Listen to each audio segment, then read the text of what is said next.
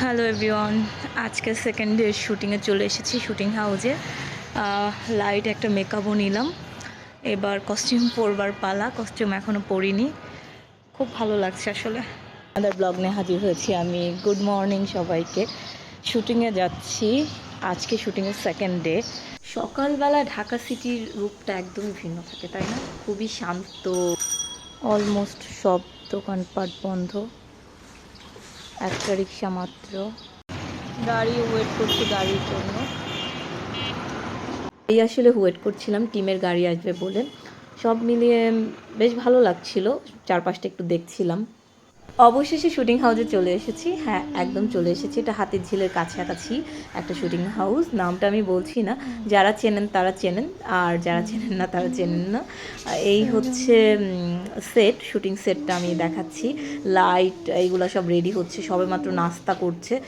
Artist এসেছে, আমাদের hero চলে এসেছে, তাহমিদ ভাইয়া, এবং সেটও রেডি হচ্ছিল। এখানে স্ক্রিপ্ট পড়ে আছে, আর সব কিছু শিডিউল রেডি হচ্ছে। আসলে সেট লাইট সব রেডি হচ্ছে। শুটিংয়ের প্রিপারেশান যেমন হয় অ্যাজ আ সকালে, তেমন একদম আমি মেকআপ নিয়ে গ্রিন রুমে বসে আছি। এটা হচ্ছে আমার মেকআপ নেওয়ার পরে যে লুকটা, চুলে একটা বেনি, এবং আমার পুরো গেট আপটা আমার ওভারঅল ভালো লেগেছে, কারণ ভিন্ন ভিন্ন চরিত্রে অভিনয় করতে পারাটাই আসলে ব্লেসিং।